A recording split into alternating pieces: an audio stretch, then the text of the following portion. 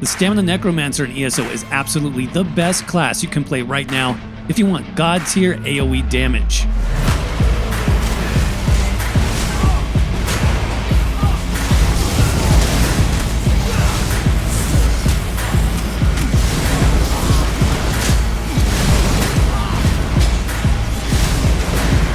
Necromancers also have tons of healing and feel super tanky, especially with the set combinations and the skills we're using in this build. So if you want a flexible solo build that can handle any content in the game, Stamina Necromancer is the perfect choice. That being said, let's jump right into the video.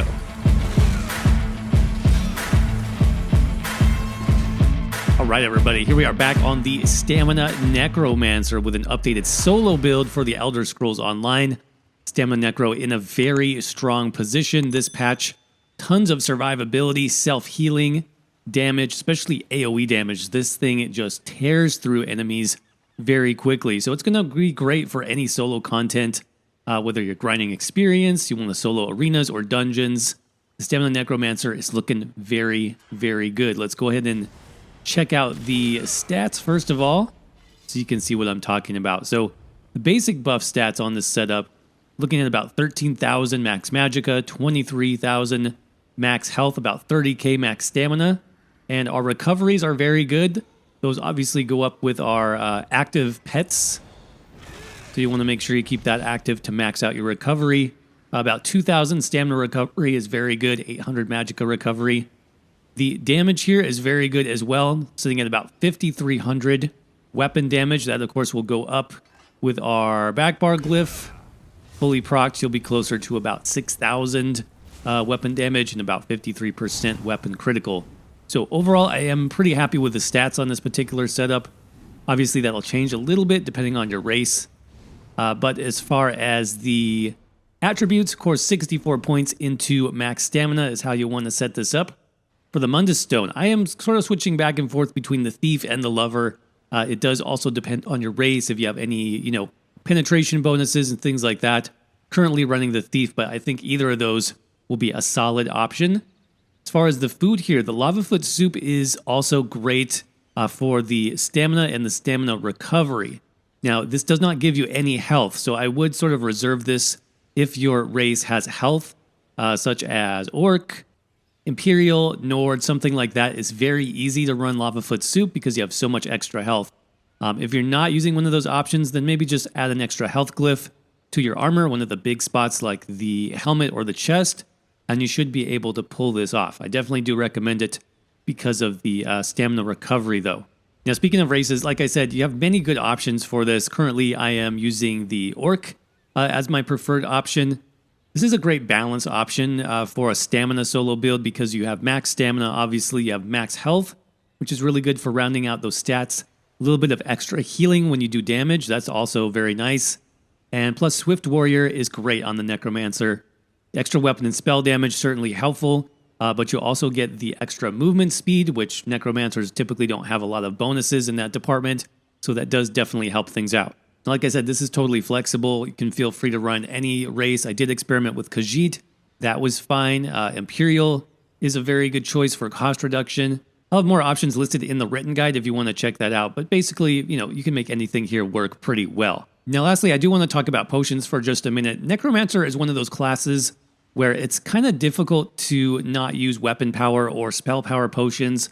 That's just because nothing in your class kit gives you those two essential buffs, your major brutality and major sorcery, or your major prophecy and major savagery. Basically, those major damage and major crit buffs, you don't have any class skills that do that. So the most effective way to run this build is obviously going to be using those weapon or spell power potions. Now, you don't have to do that in the written guide. I'll have some alternate skills listed where you can actually use those and then just have the basic, free stamina potions.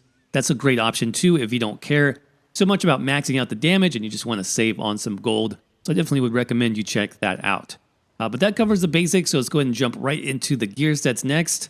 Starting with our first 5-piece set, and that is going to be the Deadly Strike set. Now, as you might expect with a Necromancer, tons of dots you can run, and so any Necromancer solo build can really benefit from this set, particularly if you're maxing out those dots. And basically every damaging skill I have on this build has some sort of dot component. So Deadly Strike is sort of the go-to for this particular build. It's going to increase your damage over time and even channeled abilities by 15%. The 2 through 4 piece bonuses are very good as well. So this is highly recommended, especially like I said, if you focus on damage over time skills. Now I did decide to go with dual wield on this particular setup. Yes, two-hander is very strong in update 37 and beyond as well. I don't want all my builds to be two-handed builds, so I decided to go with dual wield, and this works just as well. Obviously, you can run 2 daggers. That would be ideal here because you get the extra crit chance that you can get through weapon passives. And then I do have Nirnhoned as the main hand, Sharpened as the offhand, and currently using double damage poisons because those actually get buffed by Deadly Strike as well. Those count as a damage over time effect. So that's going to cover our first 2 pieces on the front bar. We're going to have 1 piece on the body, so that's going to be the belt, and then 2 pieces on the jewelry. So I've got necklace and 1 ring. As far as the jewelry traits and glyphs, weapon damage here, it's going to be ideal. Remember that in update 37, you actually get both weapon and spell damage on any type of damage glyph. So you can mix and match these. Really, the only difference is that small 10 stamina recovery or magicka recovery. But then I did choose Bloodthirsty as the trait, which really just helps the damage, especially in execute range. Now, since Deadly Strike is active on the front bar, that actually frees up a back bar proc set. And again, this is flexible. I made this build so you can substitute in and out different gear sets, whatever you choose to use here. Now, I went with Venomous Smite because I really like the poison theme coming through in the Necromancer. It sort of fits some of our other skills that we have access to. Venomous Smite is also very easy to get since it is an Overland set that comes from Western Skyrim. So the Greymore DLC, since it's an Overland set, you can even purchase this from guild traders. And the stats overall are really good. Great 2 through 4 piece bonuses, as you can see there. And the great proc, an AoE proc actually. This does AoE poison damage over time. Anytime we do critical damage, which happens basically all the time, which is super easy to proc on the 2-handed back bar. You can proc this with Stampede since that's a guaranteed critical strike. And so, yeah, you will see the power of this set, in fact, once you get a lot of enemies grouped together. That's when it really scales very well. You could get tons of damage out of this. Obviously, it fits the poison and the dot theme of the Necromancer, so I think it's a great option. Now, is it the most damaging, back bar proc set in the game? No, it's not. Obviously, you can substitute other things here if you have access to Pillar of Nirn. For example, that would be a great back bar proc set for the Stam Necro as well. And again, I'll have more options listed in the written guide. Link is in the description if you want to check that out. But the basic setup to make this work is you'll want a 2-handed weapon of this set. I've got the axe. It doesn't make a huge difference which type of two-hander that you have. The main thing is you do want it to be infused with the weapon and spell damage glyph. It's going to give you the most damage for that 2-piece. And then in addition to that, we're going to have 3 pieces on the body. So just the venomous hands, legs, and feet. All divines for the trait, and all stamina as the enchant. And that is our second, proc set for the 5-piece. Now, the reason why I like running a front bar set and a back bar set is that it gives us tons of options for other pieces to mix and match. And so what I did with that is then I added a 2-piece monster set. This build is super flexible. I personally built this for a little bit more survivability over damage. So a great option for that is going to be Iceheart. I'm going to recommend this if you are sort of a beginner or more intermediate player and you're looking to clear some more difficult solo content. For example, maybe veteran arenas. The extra damage shield that you get from Iceheart is going to be just enough to save you, from those killing blows and help your healing really come through and keep this build alive. The great thing, obviously, is this is an automatic shield. You don't have to cast it. You don't even have to really think about it. It's going to just proc about every 6 seconds. And it actually does a fair amount of damage on this build as well, I will say, especially for, a lot of enemies. If you have AoE encounters or trash fights, Iceheart is actually very good. Now, yes, obviously you can substitute this for something like Zahn for more single target damage. I would also recommend Stormfist, very good AoE and sustain set on a stamina build. So plenty of options here. But like I said, for sort of the most balanced approach, definitely like Iceheart. For the weights here, again, there's some flexibility, but I would recommend medium armor. That's just going to help a little bit with the cost reduction. So I have medium for both the monster set pieces and divines. Max stamina there. This is going to give you 2 more pieces of your choice. I do like running the trainee set on the chest. You guys have seen this before. If you've checked out any of my recent solo builds, this is just a great 1-piece bonus. A little bit of extra health goes a long way in solo content. And you can even run that, like I said, as a heavy armor piece. It's going to give you some good defensive passives. I do have a tri-stat glyph on this as well, just to sort of bring up my overall stats. And finally, you will have room for a mythic on this build. For pure solo content, I definitely recommend Ring of the Pale Order. Though if you would like to improve the damage, you can obviously do something like Sea Serpent's Coil. Even the Mythic Kilt is a good option for that. So definitely lots of options here as well. But again, just the overall recommended build. It's going to be Deadly Strike on the front bar, Venomous Smite on the back bar, or some other similar proc set. Running Iceheart as the monster set, again with the trainee chest and then the mythic of your choice. Currently using the Ring of the Pale Order.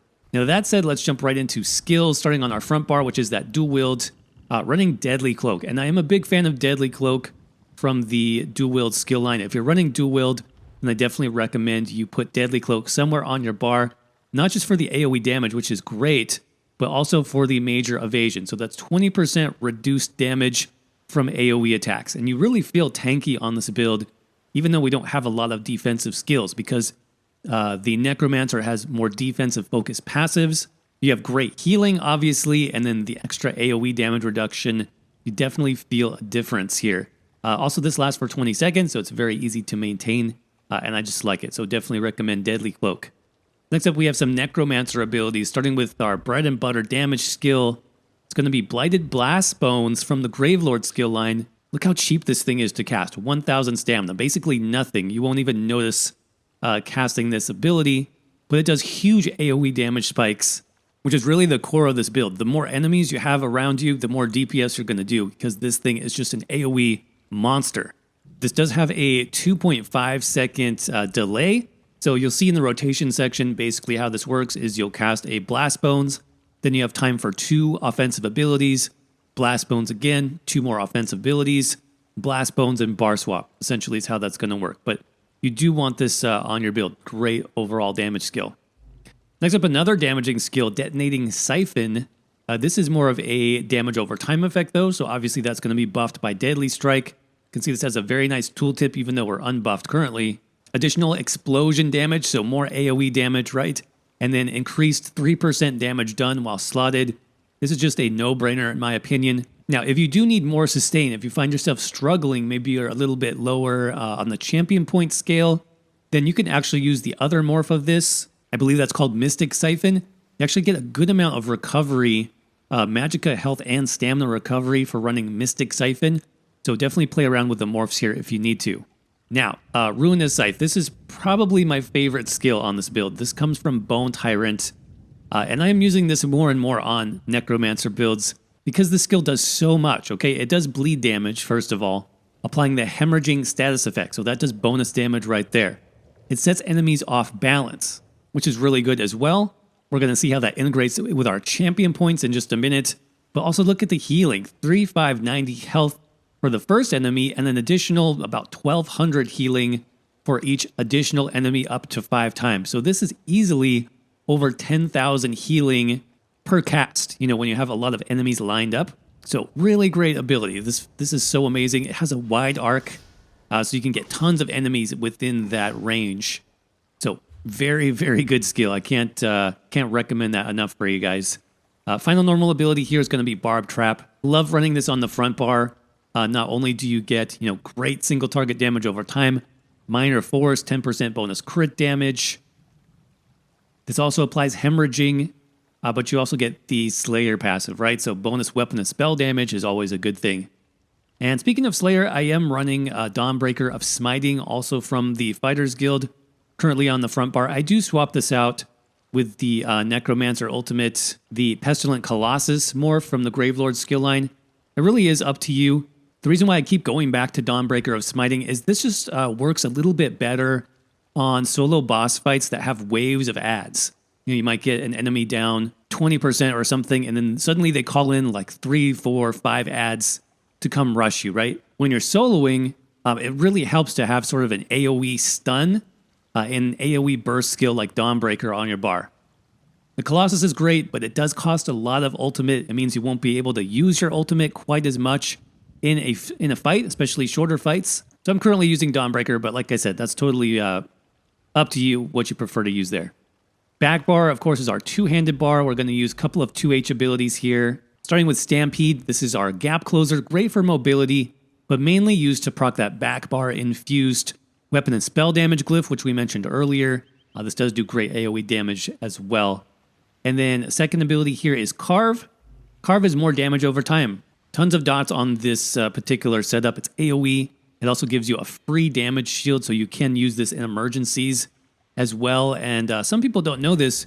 You can actually get the damage shield without hitting an enemy. So if you are, in a really tight spot, you can cast that to help protect your health bar a little bit more. Speaking of AoE damage, we've got Unnerving Boneyard as well. It comes from the Gravelord skill line. This serves a couple of purposes. Obviously, it's, again, AoE damage over time. This costs Magicka, so it does help with our stamina sustain a little bit. Not all of our abilities cost stamina. We've actually spread it out. But the main thing here is Major Breach for 10 seconds. That's a huge debuff on enemies, allowing them to take more true damage from your abilities. Now, the only downside for this skill is it doesn't last very long, right? 10-second duration. So you do sometimes have that Major Breach fall off, but I think it's definitely worth it with the other benefits that you have on that skill. And then finally, we just have our two buffs here. Beckoning Armor, great skill from the Bone Tyrant skill line. You want this up as much as possible. Not only is this your major resolve, your major armor buff, but it pulls in range enemies. So those pesky archers and casters that are hitting you from, 20 meters away will get pulled into your damage over time range of all those AoEs surrounding you, and they'll just basically get chewed up for free. So make sure that's up as much as possible. And then Spirit Guardian is just a little bit extra defense and healing. 10% of the damage you take is transferred to the Spirit, so you'll see your damage reduction increase quite a bit while you have the Spirit Guardian active. And then speaking of defense, we have Temporal Guard, which is just a great defensive option for the back bar. That does come from Psijic Order, so you may not have access to this unless you have the Somerset chapter. But, slotted minor protection, an extra damage shield when you're blocking on your front bar. That also combines with Carve, so very good for damage absorption. But like I said, that is optional. You could put another Necromancer ultimate here, or something like Shooting Star from the Mage's Guild would be really powerful. That is it in terms of the skills. Just a brief look at the rotation here, because I tried to keep it fairly simple.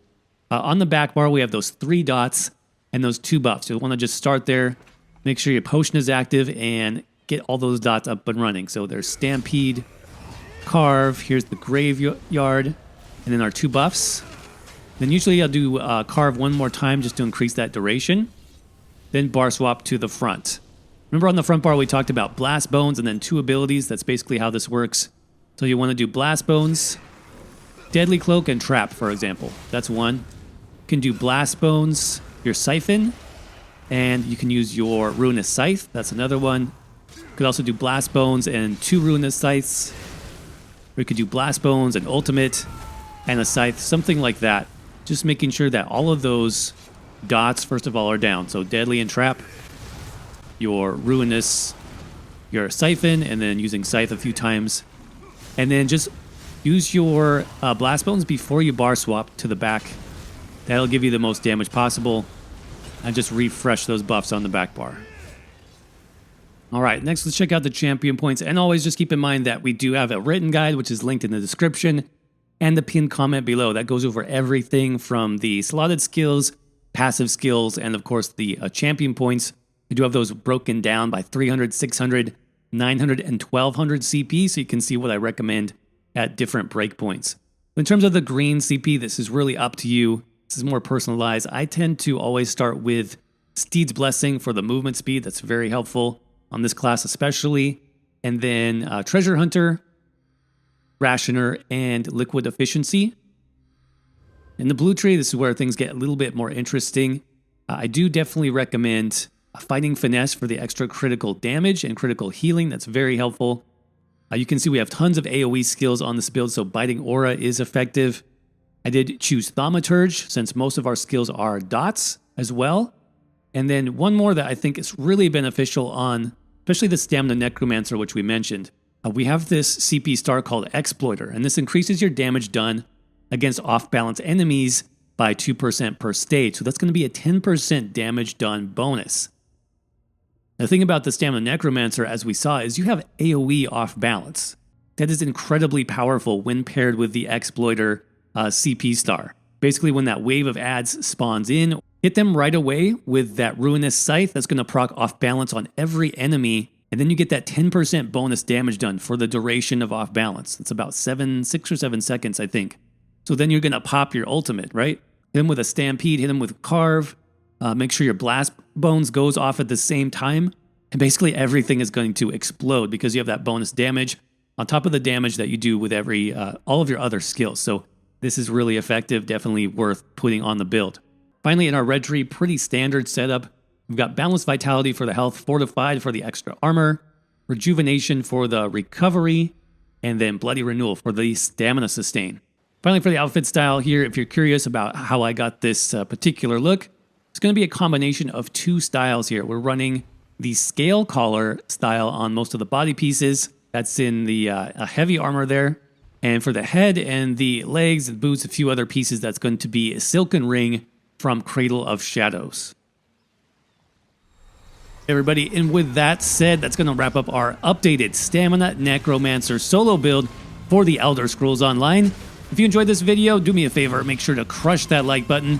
And if you'd like to see more builds like this, make sure you're subscribed to the channel with your notifications turned on so you don't miss anything.